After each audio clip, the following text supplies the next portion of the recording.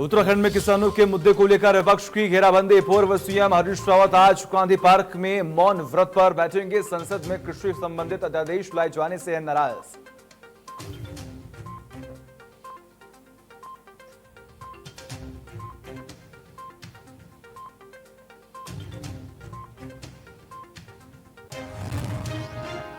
शिफनकोट से बेघर लोगों को नहीं मिला घर। बेघर हुए लोगों ने विधायक गणेश जोशी से की मुलाकात। विधायक से खुद को विस्थापित करने की लगाई गुहार। घर नहीं होने से हो रही है काफी परेशानी।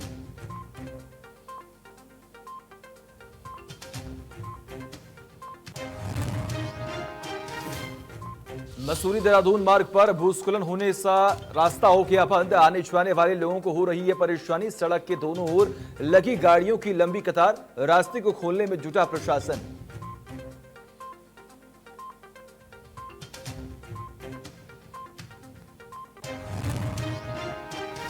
उत्तराखंड में कोरोना का विस्फोट लगातार जारी। 24 घंटे में कोरोना के 1192 नए मामले आए सामने। कोरोना मरीजों की संख्या 37,000 के पार। कोरोना से अब तक 460 लोगों की मौत।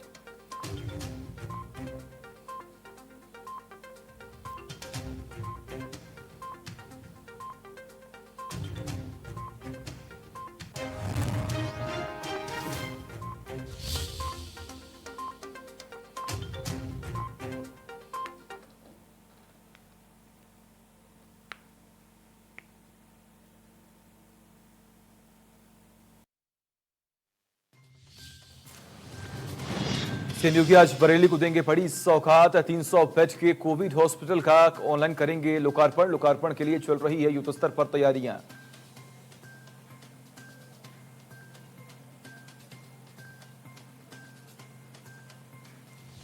पूर्व मंत्री गायत्री प्रजापति पर लखनऊ में मुकदमा दर्ज। गायत्री की कंपनी डायरेक्टर ने दर्ज किया मुकदमा। बेटी अनिल प्रजापति रेप पीड़िता भी एफआईआर में नामजद। अपहरण, जान से मारने की धमकी, धोखाधड़ी की एफआईआर।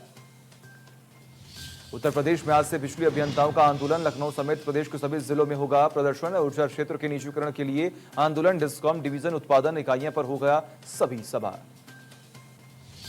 कृषि बिल लोकसभा में पास होने पर मायावती ने सरकार पर साधा निशाना। मायावती ने कहा कि सभी शंकाओं को दूर किए बिना कृषि बिल पास किया गया। मायावती ने कहा कि इस मामले में बीएसपी कतई भी सहमत नहीं। सपा अध्यक्ष अखिलेश यादव का ट्वीट। कृषि बिल पर मोदी सरकार पर सदा निशाना। अखिलेश यादव ने कहा कि जब जवान भी खिलाफ, किसान भी खिलाफ, तब समझो दम्भी सत्ता के दिन अब बचे हैं 4।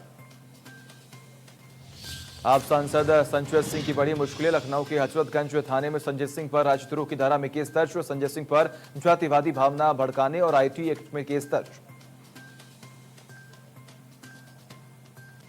आजम खान के ट्रस्ट की ओर से आपत्ति दाखिल। 30 सितंबर को होगी मामले की अगली सुनवाई। एटीएम प्रशासन कोर्ट में होगी मामले की सुनवाई। जौहर ट्रस्ट ने पूर्व सरकार में खरीदा 160 बीघा जमीन। महोबा में बीजेपी विधायक ने डीएम के ट्रांसफर पर अपनी सरकार पर साधा निशाना। विधायक ने कहा कि हम सिर्फ डीएम के ट्रांसफर से संतुष्ट नहीं, जिले को लूटने वालों का हर रिकॉर्ड मेरे पास है। हम 1-1 रुपए वसूल कर रहेंगे। उत्तर प्रदेश में तेजी से बढ़ रहा कोरोना मरीजों का आंकड़ा। पिछले 24 घंटे में 6,000 नए केस आए सामने। मरीजों की संख्या 3,36,000 के पार। प्रदेश में एक्टिव मरीजों की संख्या लगभग 70,000 के आसपास। इंडियन प्रीमियर लीग के 13वें सीजन कल से यूएई में खेला जाएगा। इस सीजन की शुरुआत मुंबई इंडियंस और चेन्नई सुपर किंग्स के मैच के साथ होगा। आईपीएल 2020 में डेब्यू करने वाले खिलाड़ियों के प्रदर्शन पर रहेगी सभी की नजरें।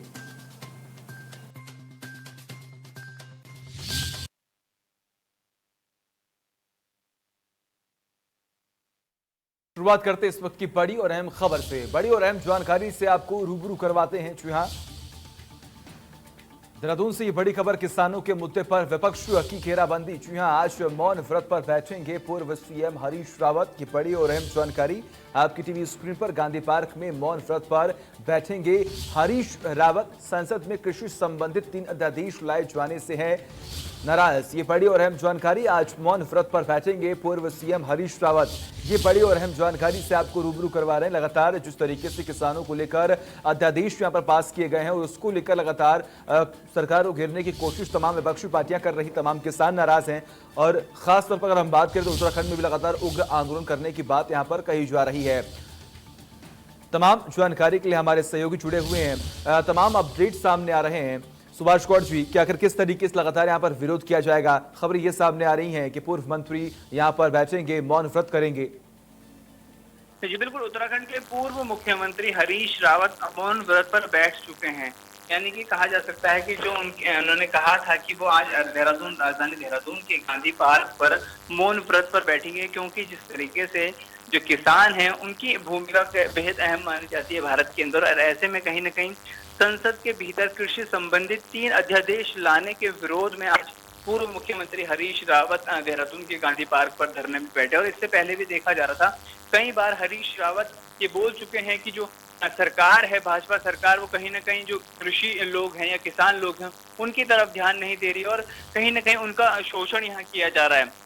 तो उसको देखते हुए पूर्व मुख्यमंत्री हरीश रावत ने पहले ही कहा था कि वो धरने पर बैठेंगे यदि सरकार नहीं चेती। और आज उसी को देखते हुए आज पूर्व मुख्यमंत्री हरीश रावत देहरादून के गांधी पार्क पर मौन व्रत पर बैठे हैं। यानी कि वो अपने मुंह पर पट्टी यानी कि मास्क लगाकर बैठे हैं और उनका कहना है कि जब विपक्ष की ही बात नहीं सुनी जाएगी, देश हित के लिए जो भी महत्वपूर्ण चीजें हैं विपक्ष जब उठाता है, सरकार उन पर ध्यान नहीं देती है, तो मौन रहना ही सबसे बेहतर होता है। इसको देखते हुए आज पूर्व मुख्यमंत्री हरीश रावत मौन पर गांधी पार्क में धरने पर बैठे हैं। जी बिल्कुल, ऐसे में देखिए लगातार जब से ये अध्यादेश पास हुआ है किसानों को लेकर, तब से लगातार हम देख रहे हैं उत्तराखंड में भी खास तौर पर, उत्तर प्रदेश में भी खास तौर जमकर विरोध यहाँ पर किया जा रहा है। सरकार को घेरने की यहाँ पर पूरी कोशिश की जा रही है।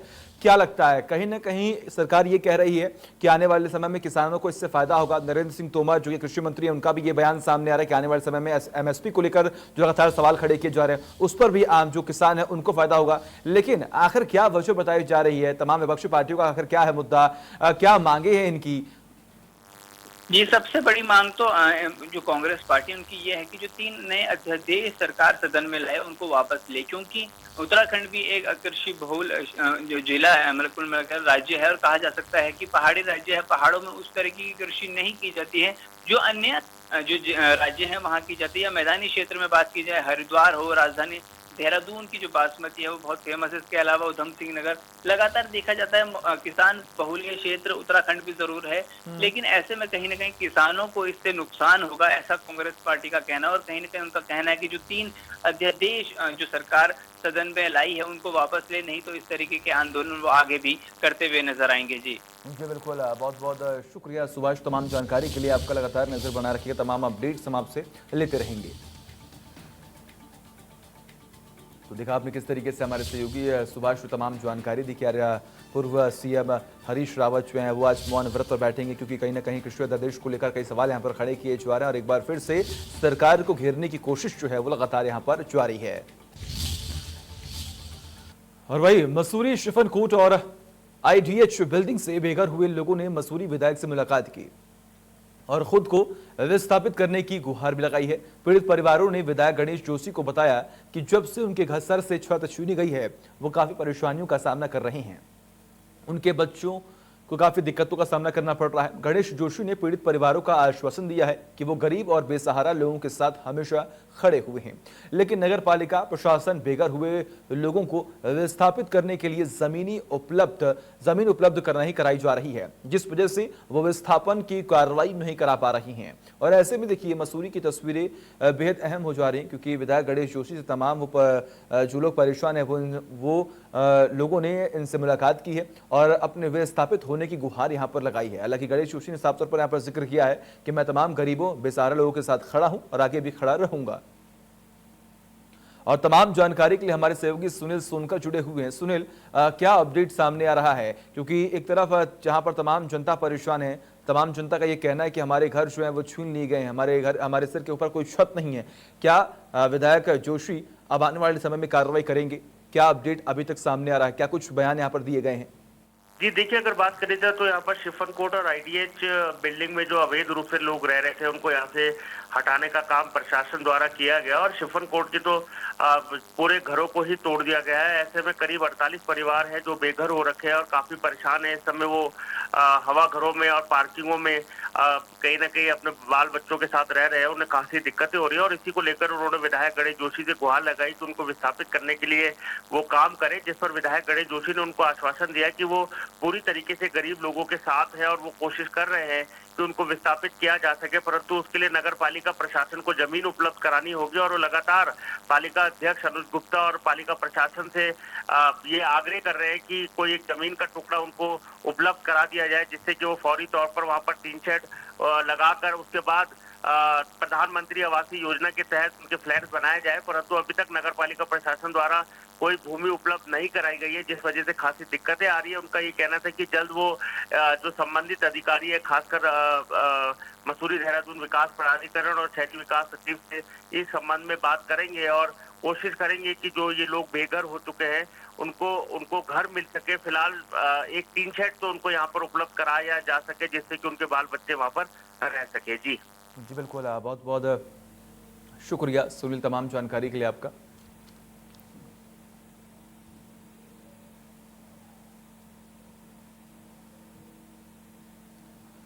और उत्तराखंड में जहां विपक्ष त्रिवेंद्र सरकार की कमियों पर जमकर बखान कर रहा है, वह बीजेपी के प्रदेश उपाध्यक्ष अनिल गोयल विपक्ष पर पलटवार कर रही हैं। उन्होंने कहा कि त्रिवेंद्र सरकार प्रदेश का विकास हो रहा है। उत्तराखंड ने इन 3.5 सालों में विकास के नए आयाम को छुआ है और आप देखते रहिए, कोरोना से राहत मिली तो कुंभ का आगाज भी भव्य होगा। उत्तराखंड में त्रिवेंद्र रावत की सरकार लगातार प्रदेश में विकास के नए आयाम छू रही है। हमारे साथ भारतीय जनता पार्टी के प्रदेश उपाध्यक्ष गोयल जी इस वक्त मौजूद है। अनिल गोयल जी, आपका स्वागत है इंडिया न्यूज में। अगर बात की जाए औद्योगिक क्षेत्र की, अगर हम बात करते हैं, पहाड़ का पानी और पहाड़ की जवानी पहाड़ की काम नहीं आती। मोदी जी ने कहा था देहरादून के पेड़ मैदान से कि पहाड़ का पानी और पहाड़ की जवानी काम आएगी। आप भारतीय जनता पार्टी के प्रदेश उपाध्यक्ष भी हैं, वरिष्ठ नेता भी हैं। आखिर क्या लगता है आपको, त्रिवेंद्र के राज में क्या कुछ हुआ उत्तराखंड में? क्या विकास पटरी पर लौट आया है? क्या हम कह सकते हैं कि हाँ, डबल इंजन की सरकार ने कुछ बेहतर काम करके दिखाया है? देखिए, सर्वप्रथम तो मैं ये कहना चाहूँगा कि हमने त्रिवेंद्र जी के रूप में एक अच्छा मुख्यमंत्री और एक सरल व्यक्तित्व को देखा है। 3.5 साल इस सरकार को हो चले हैं और लंबे समय तक कोई बनावट हो नहीं सकती। वो बिल्कुल सरल हैं। ना उन्होंने मुख्यमंत्री बनने के बाद अपना खान पान बदला, ना अपना पहनावा बदला, ना अपनी बातचीत का तरीका बदला, और वो पूरी तरह से समर्पित भाव से उत्तराखंड के विकास के लिए काम कर रहे हैं। पहली चीज़। दूसरी चीज़ ये कि उन्होंने इसको समझा कि अगर सरकार को रोज़गार देना है तो इंडस्ट्री को महत्व देना होगा। उन्होंने इन्वेस्टर्स मीट की, 1.25 लाख करोड़ के एमओयू, जो कि सोच से भी परे हैं उत्तराखंड जैसे छोटे राज्य के लिए। मुझे लगता है ये बहुत बेहतरीन शो था, जिसमें मोदी जी ने भी उनको शाबाशी दी, अमित शाह जी ने भी उनको भी शाबाशी दी और इंडस्ट्रियलिस्ट ने भी इसको बहुत गंभीरता से लिया। उसी का परिणाम है कि आज 40-45 हज़ार करोड़ से ऊपर की इन्वेस्टमेंट यहाँ पर हो चुकी है। सर्विस सेक्टर में भी ये इन्वेस्टमेंट हुई है। ये कोविड की वजह से एक दुर्भाग्यपूर्ण समय ज़रूर निकला है, सभी के लिए निकला है, पूरा विश्व इससे त्रस्त है। वरना जितनी तरह के ग्रोथ सेंटर और जितनी तरह के न्यू 13 डेस्टिनेशन के रूप में काम हुआ, जितनी तरह से किसानों को लाभ पहुँचाने की व्यवस्था दी गई, जिस तरह से आयुष्मान योजना का यहाँ पर हर परिवार के लिए उस व्यवस्था को दिया गया, और अंत में जिस तरह से स्वरोजगार की योजना पर एक घोषणा करते हुए उस पर काम किया जा रहा है, जिस तरह से बाहर से सभी आए हुए वापस प्रवासियों को उनकी चिंता करते हुए, उनकी नेटवर्किंग करते हुए, उन्हें यहीं रोकने की, उनका पूरा सहयोग यहाँ के विकास के लिए लेने की और उनको यहीं पर समाहित करते हुए उनके स्वरोजगार की और रोजगार की चिंता करने का अगर कोई डाटा बन रहा है और उस पर काम हो रहा है, तो ऐसे अनेकों नायाब काम, जिसे मैं इंडस्ट्रियलिस्ट उद्योगपति होने के नाते भी और पार्टी का एक कार्यकर्ता होने के नाते भी देख सकता हूँ, वो बहुत महत्वपूर्ण है। वो भविष्य के लिए किए गए काम हैं। कोई और मुख्यमंत्री होता है तो पीठ थपथपाने के लिए ऐसे बहुत से लोकप्रिय काम करना, दिखाने के लिए जिसको करना चाहते हैं, साहब मैं तो यहाँ की सब्जी खाता हूँ, मैं तो यहाँ का फल खाता हूँ, मैं तो यहाँ का ये चावल है, ये दाल है, तिलहन है, वो सब भी उन्होंने उसकी महत्ता को समझते हुए उसके प्रोडक्शन को हम कैसे बढ़ाएं, उसको, उसकी मार्केटिंग को हम कैसे तैयार करें, उसके प्रोड्यूस को बेहतर कैसे करें और उसके बाज़ार को कैसे विकसित करें। और इससे भी एक और बड़ी और अहम जानकारी से आपको रूबरू करवाते हैं मसूरी से। की बड़ी खबर, लैंडस्लाइड होने से मार्ग बंद। जी हां, बड़ी और अहम जानकारी, मसूरी से लैंडस्लाइड होने से मार्ग बंद हो चुका है। देहरादून मार्ग भूस्खलन होने से बंद हो चुका है। जी हां, मसूरी देहरादून भूस्खलन होने से जो मार्ग है वो बंद हो चुका है। मार्ग बंद होने से लोगों को हो रही है भारी परेशानी। ये बड़ी और अहम जानकारी। सड़क के दोनों ओर लगी गाड़ियों की लंबी कतार, सड़कों को खोलने में जुटा है जिला प्रशासन। मसूरी से ये बड़ी और अहम जानकारी आपकी टीवी स्क्रीन पर लगातार हम आपको बता रहे हैं कि मसूरी से लैंडस्लाइड होने से मार्ग जो है वो बंद हो चुका है। मसूरी में ये लैंडस्लाइड हुआ है। मसूरी देहरादून मार्ग भूस्खलन होने से बंद हो चुका है। ये बड़ी खबर, मार्ग बंद होने से लोगों को हो रही भारी परेशानी। ये बड़ी और अहम जानकारी। सड़क के दोनों ओर लगी है गाड़ियों की लंबी लंबी कतार। ये बड़ी और अहम जानकारी हम आपको बता रहे हैं, जहां पर आपको बता दें कि भूस्खलन की वजह से आम जनता की परेशानियां जो हैं वो बढ़ गई हैं। ये बड़ी और अहम जानकारी लगातार आपकी टीवी स्क्रीन पर हम आपको बता रहे हैं। मसूरी से ये बड़ी खबर, मसूरी देहरादून मार्ग भूस्खलन होने से बंद हो चुका है, जिसकी वजह से अब आम जनता परेशान हो रही है। आने जाने में काफी दिक्कतों का सामना करना पड़ रहा है। गाड़ी की आवाजाही पर यहाँ पर जो असर है वो देखने को मिला। खासतौर पर अगर हम बात करें तो दोनों तरफ गाड़ियों की लंबी लंबी कतारें जो है वो लगती हुई दिखाई दे रही है। हालांकि सड़कों को खोलने में जो जिला प्रशासन है वो जुटा हुआ है।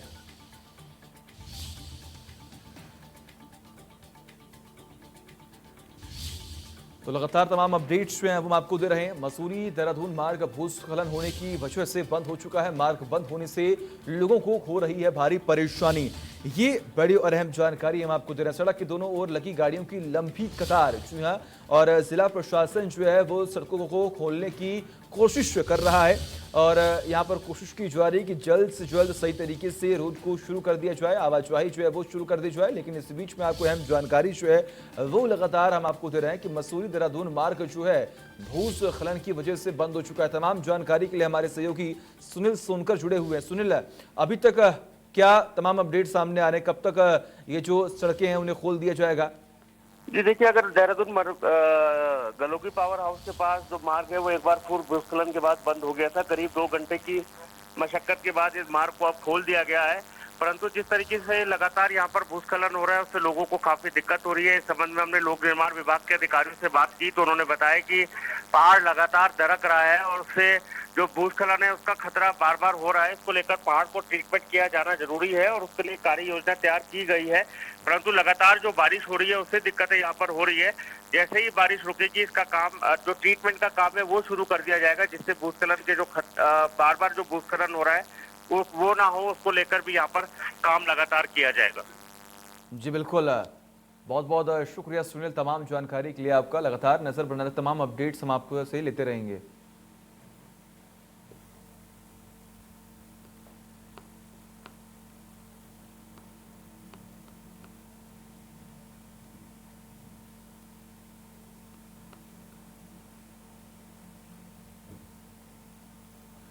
और वही उत्तराखंड में कोरोना का जो कहर है वो लगातार जारी है। 24 घंटे में कोरोना के 1192 नए केस आए सामने। कोरोना मरीजों की संख्या 37,000 के पार है। कोरोना से अब तक 460 लोगों की मौत भी हो चुकी है। अगर हम खास तौर पर बात करें तो उत्तराखंड में भी लगातार संक्रमितों की जो संख्या है वो लगातार बढ़ती जा रही है। और इसी से अगर हम बात करें तो आम जनता काफी परेशान हो रही है।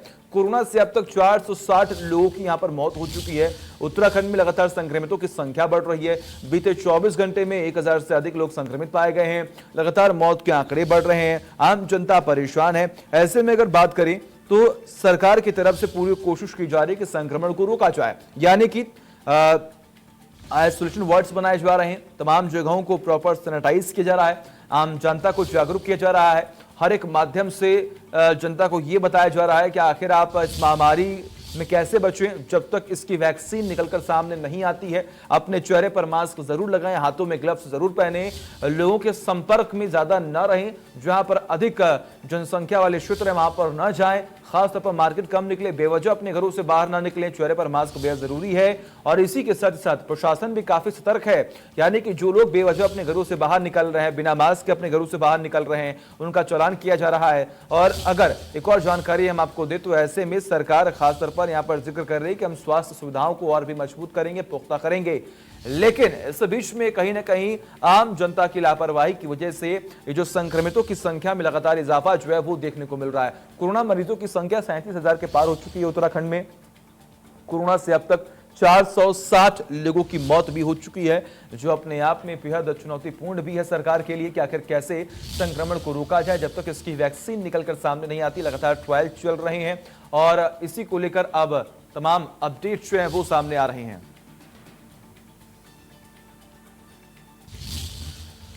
और वही उत्तराखंड राज्य निर्माण आंदोलनकारियों को 22 साल की लंबी लड़ाई और त्याग बलिदान शहादत के बाद अलग राज्य के रूप में नवंबर 2000 को उत्तराखंड राज्य हासिल हुआ। उत्तराखंड राज्य बने 20 साल हो चुके हैं, लेकिन आज भी राज्य आंदोलनकारियों को उनका हक नहीं मिल पाया है।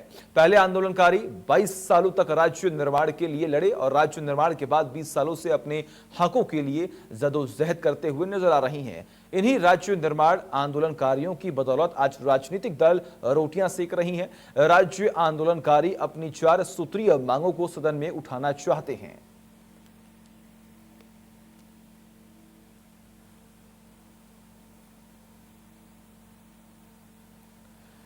और वही इस मामले में कांग्रेस नेता और आंदोलनकारी का क्या कुछ कहना है, सुनिए।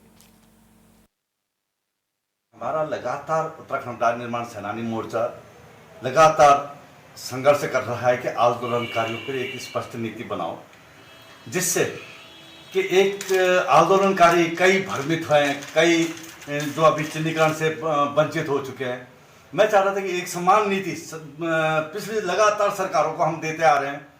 आज हम जसवीर भाई के पास गए, हम सब भाजपा के जो वहाँ प्रतिनिधि हैं उनके पास भी गए कि आंदोलनकारियों के लिए स्पष्ट नीति बनाई जाए। जैसे चिन्हीकरण में समानता है, देहरादून, हरद्वार, उधम सिंह नगर में आपने अखबार कटिंग किया कि आप पर्वतीय क्षेत्रों में आप कह रहे हो कि जेल, घायल, एलाइव, पुलिस की फर्स्ट इन्फॉर्मेशन रिपोर्ट लाओ। उत्तराखंड राज्य निर्माण सेनानियों द्वारा प्रदेश के सभी विधायकों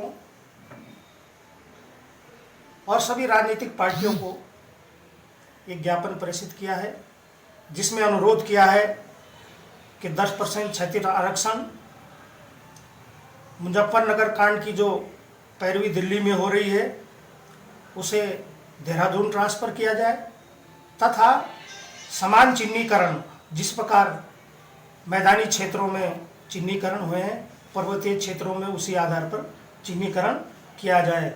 जैसी तमाम मांगों को लेकर एक पत्र सभी जनप्रतिनिधियों को प्रेषित किया है। मेरा सभी जनप्रतिनिधियों से अनुरोध है कि जिन लोगों ने इस प्रदेश के निर्माण में अपना महत्वपूर्ण समय और योगदान दिया है, उनकी मांगों पर जरूर कार्रवाई करें, उचित कार्रवाई करें। और वह मुस्लिम महिलाओं का जिक्र आते ही जहन में एक तस्वीर उभरती है कि वो घर पर ही ज्यादा समय गुजारती हैं, सार्वजनिक जगहों पर कम दिखती हैं, वो अपनी सेहत को लेकर ज्यादा फिक्रमंद नहीं होती हैं।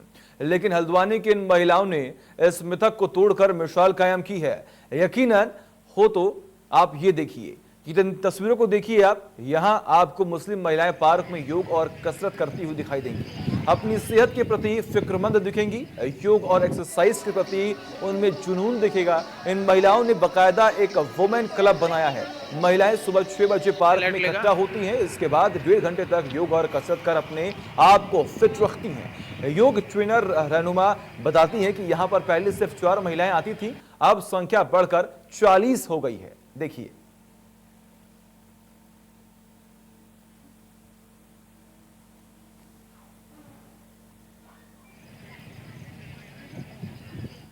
पार्क में योग कर रही महिलाओं का क्या कुछ कहना है, सुनिए। जी, पहले हम सुबह जॉगिंग से स्टार्ट करते हैं, फिर हम अपनी एक्सरसाइज पूरी करते हैं। उसके बाद हम योगा, कपालभाति, जानु मुद्रासन, वृक्षासन, योग और सूर्य नमस्कार, इन सब से स्टार्ट करके हम अपनी एक्सरसाइज समाप्त करते हैं। और कभी और सब अच्छे से एक्सरसाइज करते हैं। मैं सबको एक्सरसाइज कराती हूँ। और पहले हम 4 लोग थे और अब हम 40 हो गए और आगे भी बढ़ते जा रहे हैं। तो हम यहाँ सोशल डिस्टेंस को देखते हुए अपनी एक्सरसाइज पूरी करते हैं, दूरी पर रह के, मास्क लगाकर, सैनिटाइजर यूज़ करके, तब हम अपनी एक्सरसाइज पूरी करते हैं। रहने के लिए, यहाँ से अच्छी तरह से फिट रहने के लिए हम यहाँ पे आके मतलब मैंने यहाँ पे आके काफ़ी वेट कम किया है। तो घर जा रहे हैं आप? नहीं, वो नहीं कहते हैं, क्योंकि उन्हें इस बात से बहुत खुशी है फिर हम वहाँ पे जाके अपनी परेशानी भी दूर होती है, यहाँ पे आके फिट रहते हैं यहाँ पे आके, और जब हम घर पहुँचते हैं तो सही तरह से अपना काम कर पाते हैं। क्योंकि सारे दिन हम काम में लगते हैं तो हमें कोई मतलब हम शाहीन है और हम सुबह सवेरे आकर के यहाँ वॉक करते हैं, एक्सरसाइज करते हैं और यहाँ आकर के हमें बहुत अच्छा लगता है और फिट रहते हैं। और पहले लॉकडाउन की वजह से हम आ नहीं पा रहे थे, बहुत वीकनेस हो रही थी हमको, लेकिन अब हम बहुत अच्छा महसूस कर रहे हैं। और मैं सबको यही मैसेज देना चाहूँगी कि आप सब आए घरों से निकल के। और वही तीर्थ नगरी ऋषिकेश में गंगा नदी के किनारे बने आस्था पथ पर भारी मात्रा में लोग सुबह टहलने के लिए आते हैं। सुबह के समय टहलने और योग करने वर्ग के लिए हमारे शरीर को कई बीमारियों से निजात मिलती है। सुबह वॉक करते समय हमारी ऋषिकेश एम्स के डॉक्टर विश्वेंद्र सिंह से मुलाकात हुई तो उन्होंने बताया कि सुबह सुबह टहलने से, योग करने से हमारे शरीर के अंदर शुद्ध हवा के तौर पर जो ऑक्सीजन जाती है उससे हमारे फेफड़ों को और शरीर के कई अंगों को काफी लाभ मिलता है। सुबह सुबह दौड़ लगाने से हमारे फेफड़ों में जो ऑक्सीजन पहुंचती है उससे कोरोना संक्रमण को भी काफी हद तक रोका जा सकता है।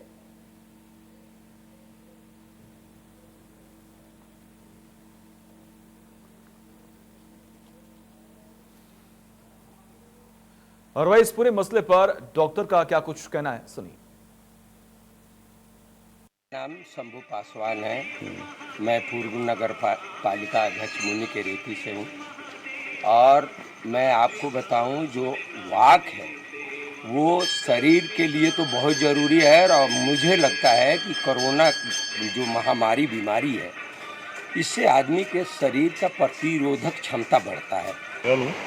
मैं यहाँ पे जो ऋषिकेश में एसपीएस हॉस्पिटल हूँ उसमें फीस हूँ यहाँ पे। तो वैसे देखा जाए तो ये मॉर्निंग वॉक तो हमारे जीवन में वैसे ही बहुत महत्वपूर्ण है। खासकर जो जिस तरह हमारी लाइफ आजकल बहुत ही सीडेंटरी लाइफ हो गई है उसको देखते हुए मॉर्निंग वॉक हमारे बहुत ज़रूरी है।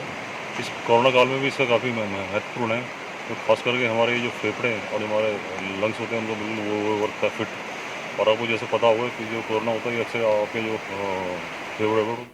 और वही बद्रीनाथ विधानसभा से भाजपा के विधायक महेंद्र भट्ट का एक वीडियो पिछले 24 घंटे में तेजी से हो रहा है वायरल वीडियो में एक युवक विधायक से अपने क्षेत्र के प्रति उनकी अनदेखी का आरोप लगा रहा है तो वहीं विधायक एक उनके साथ खड़े उनके समर्थक उस युवक से नोकझोंक कर रहे हैं। जानकारी के अनुसार विधायक अपने समर्थकों के साथ एक दिन पहले बद्रीनाथ विधानसभा के हरमनी गांव और उसके आसपास के गांवों में भ्रमण के लिए गए थे, जहां एक युवक ने विधायक से उनके क्षेत्र की उपेक्षा का आरोप लगाते हुए लोगों के सामने ही कई सवाल दाग दिए। वह वीडियो वायरल होने के बाद विधायक बैकफुट पर आ गए और उन्होंने इसे साजिश करार दे दिया। वह कांग्रेस ने मौके को लपकते हुए जनपद चमोली के विविध तहसील स्तर पर विरोध प्रदर्शन कर विधायक का पुतला फूंका और विधायक को सार्वजनिक मंच से बेरोजगार युवाओं से माफी मांगने को भी कहा है।